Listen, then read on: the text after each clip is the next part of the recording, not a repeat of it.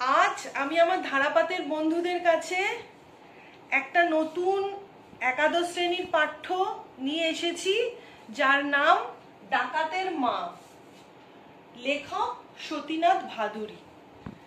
ডাকাতের মা গল্পটা বোঝানোর আগে আমি একটু সতীনাথ ভাদুড়ীর প্রসঙ্গে আসব। আধুনিক সাহিত্যকে যেসব সাহিত্যিকরা সমৃদ্ধ করেছিলেন, সতীনাথ ভাদুড়ী তাদের মধ্যে একজন। তার জন্ম হয়েছে বিহারের পূর্ণিয়া জেলায়। তার বাবা ইন্দ্রনাথ ভাদুড়ী ছিলেন একজন আইনজীবী। পূর্ণিয়ায় কর্মসূত্রে তিনি ছিলেন, কিন্তু তাদের আদি বাড়ি ছিল নদিয়ার কৃষ্ণনগরে। তো সতীনাথ ভাদুড়ী মূলত ছিলেন রাজনৈতিক সাহিত্যিক, কিন্তু তিনি অনেক ছোট গল্প লিখেছেন। তো তার লেখা প্রথম রচনা হলো জাগরি, যেটা লিখে তিনি রবীন্দ্র পুরস্কার পেয়েছিলেন। এরপর তিনি অনেক ছোট গল্প আমাদের উপহার দিয়েছেন, তার মধ্যে একটা হলো ডাকাতের মা। এই ডাকাতের মা ছোট গল্পটি লেখকের চকাচকি গল্পগ্রন্থের অন্তর্গত, যেটা প্রথম শারদীয় সংখ্যায় বেরিয়েছিল, এবং আজকে আমাদের পাঠ্য, যেটা একাদশ শ্রেণীর পশ্চিমবঙ্গ সরকারের এবং সিবিএসই একাদশের পাঠ্য ডাকাতের মা, সেটাই আজকে আমার আলোচ্য বিষয়। ডাকাতের মা গল্পটাতে প্রধান চরিত্র দুটো, একজন হচ্ছে ডাকাত আর তার মা, অর্থাৎ মা এবং তার পুত্র সন্তানের মধ্যে যে পারস্পরিক একটা সম্পর্ক, সেটাই হচ্ছে ডাকাতের মা গল্পের মূল উপজীব্য। এখানে যে মা, তার কোনো নাম নেই, কেবল ডাকাতেরই নাম রয়েছে। সেই ডাকাতের নাম হচ্ছে সৌখী। আমরা গল্পটা সবাই পড়েছি, তাই গল্পটা আমি আর পড়ছি না, আমি গল্পটার মূল বিষয়বস্তুতে চলে যাব। তো এখানে গল্পটাতে ডাকাতের মা, এই গল্পটাতে সৌখী এবং তার মায়ের যে স্নেহময় সম্পর্ক, সেটা নিয়ে লেখক আলোচনা করেছেন। এই ডাকাতি পেশাটাকে তার মা খুব গর্বের সঙ্গে গ্রহণ করেছেন, এবং যারা এই ডাকাতি পেশাটার সঙ্গে যুক্ত তাদের তিনি সাহসিকতায়, শৌর্যে সব দিক থেকে খুব বড় বলে মনে করেন, এবং তিনি এটা মানেন যে অন্য পেশার লোকেরা বা অন্যান্যরা তাদেরকে ভয় পায়, তাই সম্মান করে। তাই ডাকাতির মতো পেশাটাকে তিনি হীনমন্যতায় গ্রহণ করেননি, বরং ডাকাতিটাকে তিনি বেশ উঁচু দরের একটা কাজ বলেই মনে করেছেন। তাই সৌখীর এই ডাকাতি করা বা সৌখী এই ডাকাতি পেশাটা তার পারিবারিক সূত্রে, বাবার কাছ থেকে পেয়েছে। কারণ গল্পটাতে আমরা জানি যে সৌখীর বাবাও ডাকাত ছিল। তো এই সৌখীর এই ডাকাতি করার পেশাটাকে তার মা খুব গর্বের সঙ্গে গ্রহণ করেছেন। কিন্তু আমরা গল্পে দেখতে পাই যে আগেকার দিনে যারা ডাকাতি করতো, অর্থাৎ ডাকাত দলের লোকজনের সঙ্গে বর্তমানে সৌখীর আমলে যারা ডাকাতি করে, তাদের মধ্যে বিস্তর ব্যবধান রয়েছে। আগেকার দিনে যারা ডাকাতি করতো, তারা তার দলের লোকেদের পরিবারের প্রতি ভীষণভাবে দায়বদ্ধ ছিল। যদি কেউ ডাকাতি করতে গিয়ে ধরা পড়তো পুলিশের হাতে, তার জেল হতো, তাহলে তার পরিবারকে নিয়ে তাকে চিন্তা করতে হতো না। কারণ ডাকাত দলের অন্যান্য সদস্যরা নিয়মিতভাবে তার পরিবারের খোঁজ খবর করতো, তাদের টাকা পয়সা দিত, তাদের আর্থিক সাহায্য করতো, সব দিক থেকে তারা খুব সুরক্ষিত থাকতো। কিন্তু বর্তমানে সেই দায়বদ্ধতা বা সেই বিশ্বাসের জায়গাটা আর নেই। কারণ দেখা যাচ্ছে যে সৌখীর যখন জেল হয় 5 বছরের জন্য, তখন তার দ্বিতীয় স্ত্রী এবং সদ্যজাত সন্তান যে সদ্যই ভূমিষ্ঠ হয়েছে, তার জন্য ডাকাতের দলের অন্যান্য সদস্যরা এতটুকুও কোনো রকম দায়িত্বভার গ্রহণ করেনি। প্রথম 1 মাস 2 মাস তারা সৌখী জেলে যাওয়ার পর তাদের খরচ খরচা দিয়েছিল বা খোঁজ খবর নিয়েছিল, কিন্তু তারপর সেটাও বন্ধ হয়ে যায়, এবং বাধ্য হয়ে সৌখীর মা সেই সদ্যজাত দুধের শিশুকে এবং তার দ্বিতীয় স্ত্রীকে তার বাপের বাড়ি পাঠিয়ে দিতে বাধ্য হন। কারণ সামান্য একটু দুধ হলেও বাচ্চাটার ভরণ পোষণ হবে এটা ভেবে। কারণ বৃদ্ধ মায়ের পক্ষে নিজের দায়িত্ব, সেই সঙ্গে তার ছেলের দ্বিতীয় পক্ষের স্ত্রী এবং তার সদ্যজাত সন্তানের ভরণ পোষণ করার ক্ষমতা তার নেই। কারণ তারা যেহেতু ডাকাত পরিবারের সদস্য, তাই কোনো লোকে তাদের কোনো বাড়ির কাজে নেবে না। ফলে এই যে তাদের তকমাটা রয়েছে, তারা ডাকাত পরিবারের সদস্য, তাই তারা খেতেও পারবে না, অথচ তাদের হাতে পয়সাও নেই। কারণ ডাকাত দলের সদস্যরা কখনো তাদের জন্য কোনো রকম চিন্তিত নয়, তাদের কোনো খোঁজ খবর করে না, টাকা পয়সা দেয় না। ফলে বাধ্য হয়ে বৃদ্ধ মা খইমুড়ি বেচে নিজের কোনো রকমের ভরণ পোষণ করে নিতে পারতো, কিন্তু তার সৌখীর দ্বিতীয় স্ত্রী এবং তার সদ্যজাত পুত্র সন্তানকে তার মামার বাড়ি পাঠিয়ে দিতে বাধ্য হয়। এরপর আমরা দেখি হঠাৎ সৌখী তার জেলে থাকার মেয়াদ ফুরোনোর কিছু আগেই রেমিশন পেয়ে বাড়ি ফিরে আসে।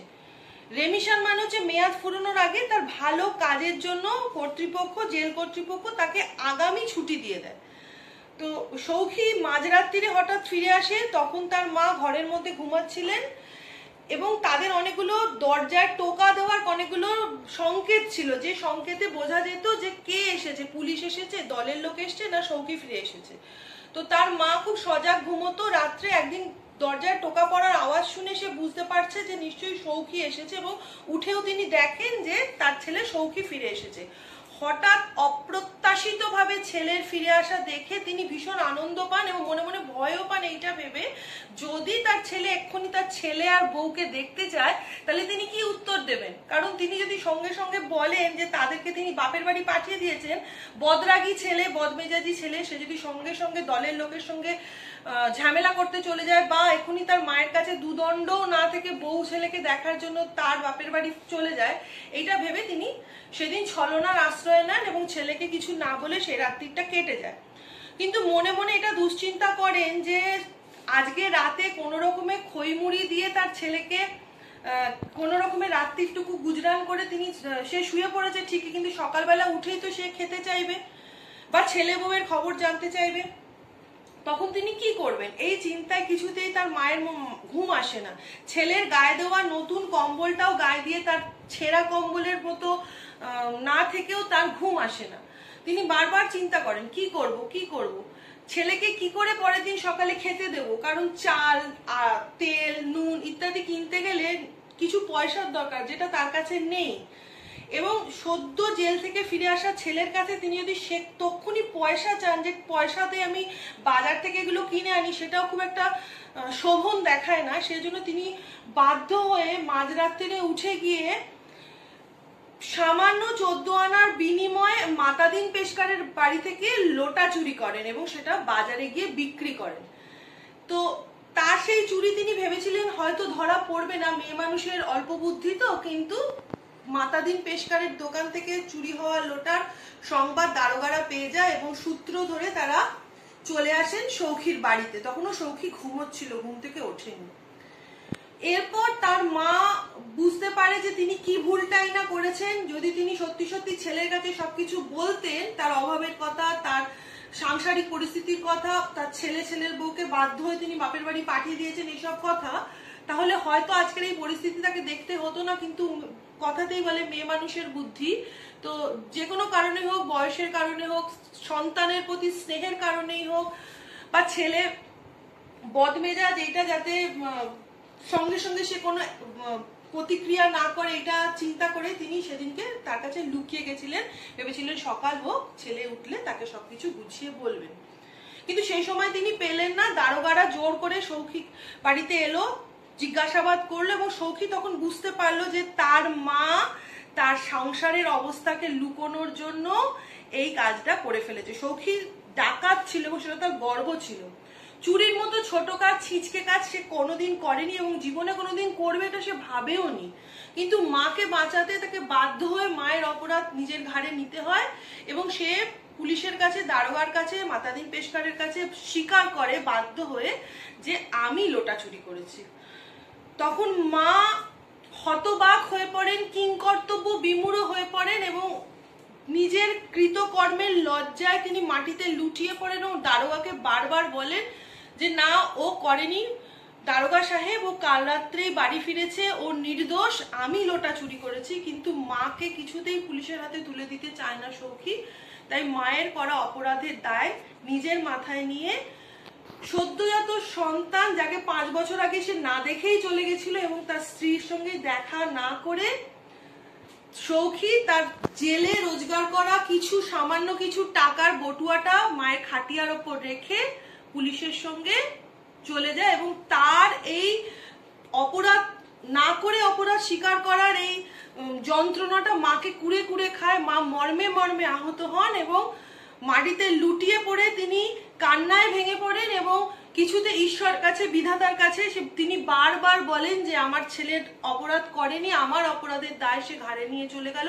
এটাই হয়তো কোথাও মা আর সন্তানের মধ্যে একটা বন্ডিং, একটা বন্ধন। মা চান তার সন্তানকে সবকিছু থেকে মানে আড়াল করে রাখতে, এবং সন্তানও চায় মা যদি কোনো মা বা বাবা যেই হোক যদি কোনো অন্যায় করে ফেলে যাতে লোক সমক্ষে তাকে অপমানিত হতে না হয় সেটা দেখা সন্তানেরও দায়িত্ব, এবং সখী সেই দায়িত্বটাই পালন করেছে। মাকে বৃদ্ধ বয়সে জেলে যাওয়ার হাত থেকে বাঁচানোর জন্য সদ্য জেল ফেরত সৌখী, ডাকাত সৌখী সামান্য চুরির বদনাম মাথায় নিয়ে আবার জেলের মুখে যাত্রা করেছে। এই হলো মোটামুটি ডাকাতের মা গল্পটা, একটা সারসংক্ষেপ বলা যায়। গোটা গল্পটা তোমরা রিডিং করেছো, যারা পড়োনি তারা একবার পড়ে নেবে। আর এবার আমি যেটা বলবো সেটা হচ্ছে এর থেকে কিছু ছোট ছোট এমসিকিউ টাইপের প্রশ্ন আছে যেগুলো আমি বলবো, যেগুলো খুব ইম্পর্টেন্ট লাইন এবং খুব সবসময় হট করে মনে পড়তে চায় না সেইগুলো। যেমন ধরো যে সৌখীর কত বছরের জন্য সাজা হয়েছিল? সৌখীর 5 বছরের জন্য সাজা হয়েছিল। তারপর হচ্ছে যে ডাকাতের মা কার বাড়িতে লোটা চুরি করেছিল? লোটা চুরি করেছিল মাতাদিন পেশকারের বাড়িতে। আচ্ছা, তারপর ধরো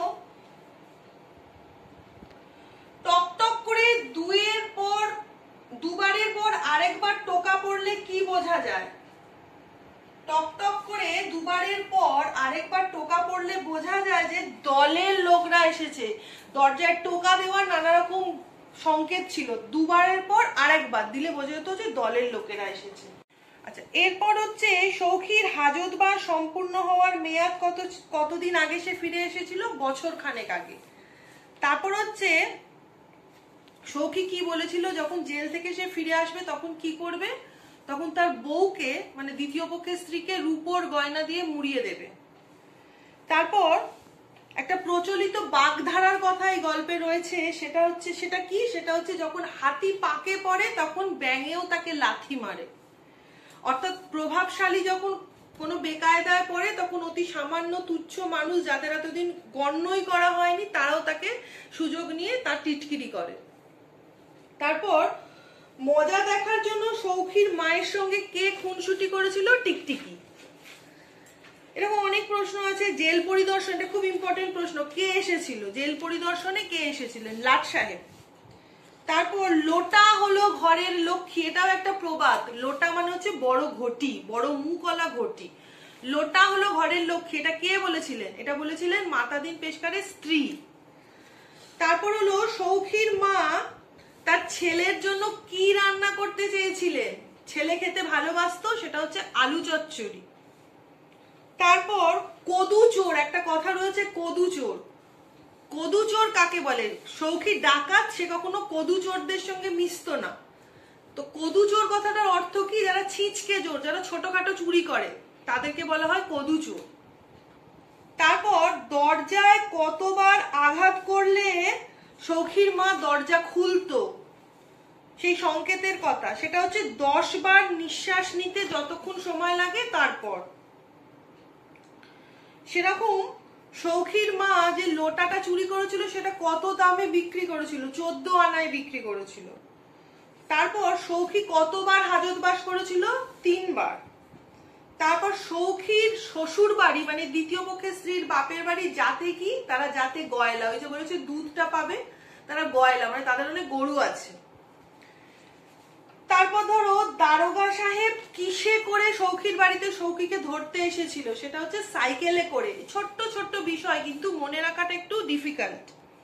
তারপর সৌখী ফিরে আসার সংকেত কি ছিল? মানে মাকে কি বলে গেছিল, কোন সংকেত? সেটা হচ্ছে 3 বার টোকা মেরে একটু থেমে আর একবার টোকা মারা। তারপর হচ্ছে সৌখীর জেলের মেয়াদ শেষ হওয়ার আগে ছুটিটা কে মঞ্জুর করেছিল? সেটা হচ্ছে লাট সাহেব। আরেকটা এখানে প্রশ্ন আছে, সৌখী কেন রেমিশন পেয়েছিল? সেটা হচ্ছে জেলের যে হেড জমাদার ছিল তাকে টাকা দিয়ে সৌখী হাত করেছিল, তাই জন্য সে রেমিশন পেয়েছিল। আর জেলে থাকাকালীন সৌখী কত টাকা রোজগার করেছিল? সেই বটুয়া যে টাকাটা তার মায়ের জন্য রেখে গেছিল সেটা হচ্ছে 90 টাকা। মোটামুটি এইগুলোই প্রশ্ন হয়। আর সেরকম প্রশ্ন তো অজস্র হয়। শীতে কেন তার মায়ের ঘুম আসতো না? সৌখী বলে গেছিল যে মাথা মুখ মুড়ি দিয়ে ঘুমোবে না, কারণ যদি কেউ এসে আওয়াজ করে দরজায় তাহলে শুনতে পাবে না। সেজন্য শীতের রাতে মাথা মুখ মুড়ি না দিয়ে মা শুতেন, তাই জন্য তার ঘুম আসতো না। এইটা তো মোটামুটি ডাকাতের মায়ের এমসিকিউ হয়ে গেল। এবার আমি আর বড় করব না, শুধু কয়েকটা বড় প্রশ্ন, ইম্পর্টেন্ট প্রশ্ন বলে দেবো।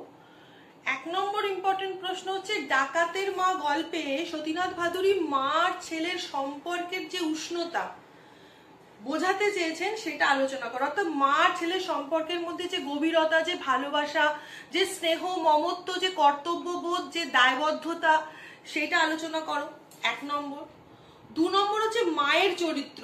মা মাতৃস্নেহে অন্ধ, বৃদ্ধ মা কিংকর্তব্য বিমূঢ় হঠাৎ ছেলের আগমনে কি করবেন তিনি বুঝতে পারছিলেন না, এবং তখন তিনি হীন কাজ, যেটাকে তিনি হীন বলেই মনে করেছেন সারা জীবন, সেই কাজটি তিনি করেছিলেন। এটা হচ্ছে মায়ের চরিত্র। আদপে তিনি চুরি করতে কিন্তু চাননি, বাধ্য হয়ে করেছিলেন ছেলেকে 2টো ভাত আর আলু চচ্চড়ি রেঁধে দেবেন বলে। 2 নম্বর, একটা প্রবাদ আছে যে বেকায়দায় পড়লে হাতি যখন পাকে পড়ে তখন ব্যাঙেও লাথি মারে। কেন এটা লেখক বলেছেন, কি বোঝাতে বলেছেন? আর একটা প্রশ্ন হচ্ছে যে এটা খুব ইম্পর্টেন্ট বলে আমার মনে হয়, যে ডাকাতের মা গল্পটাতে মূলত 2টো প্রধান চরিত্র, একটা সৌখী, একটা সৌখীর মা, অর্থাৎ ডাকাত আর ডাকাতের মা। এই 2টো চরিত্রের মধ্যে তোমার কোন চরিত্রটাকে প্রধান বলে মনে হয়, অর্থাৎ কোন চরিত্রটা বেশি ইম্পর্টেন্ট চরিত্র? অর্থাৎ ডাকাতের মা গল্পে সৌখী না সৌখীর মা, এই 2টি চরিত্রের মধ্যে তোমার কোন চরিত্রটাকে বেশি গুরুত্বপূর্ণ বলে মনে হয়? এটাই হলো ডাকাতের মা গল্পের মোটামুটি গুরুত্বপূর্ণ বড় প্রশ্ন এবং কিছু এমসিকিউ বললাম। এবার তোমরা গল্পটা ভালো করে রিডিং পড়ো, এবং যেগুলো বোঝালাম আশা করি তোমাদের কাজে লাগবে, এবং প্রশ্নগুলো একটু নিজেরা লেখার চেষ্টা করো। সব সময় লিখবে, যত লিখবে তত দেখবে হাতের ফ্লুয়েন্সি বাড়বে, লেখার ভাষার ব্যবহার বাড়বে। কারণ 11-12টা তো সাহিত্যের ভীষণ একটা গুরুত্বপূর্ণ জায়গা, বাংলাটা একটা সাহিত্যের বিষয়। যত লিখবে তত হাতে তোমার লেখার ক্ষমতা বাড়বে। তাই প্রশ্নগুলো আশা করি তোমরা লিখবে। ভিডিওটা তোমরা দেখবে, ভালো লাগলে অবশ্যই বন্ধুদের মধ্যে শেয়ার করবে, লাইক করবে, আর সাবস্ক্রাইব করবে, আর কমেন্ট করবে, অবশ্যই কমেন্ট করবে। এবং কমেন্ট করলে আমার খুব ভালো লাগে, আমি বুঝতে পারি তোমাদের ভালো লাগছে কিনা আমার পড়ানোটা। আজকে এই পর্যন্ত শেষ করছি। এরপর আরেকটা টপিক নিয়ে আমি খুব তাড়াতাড়ি তোমাদের কাছে আসবো। আজ এই পর্যন্ত।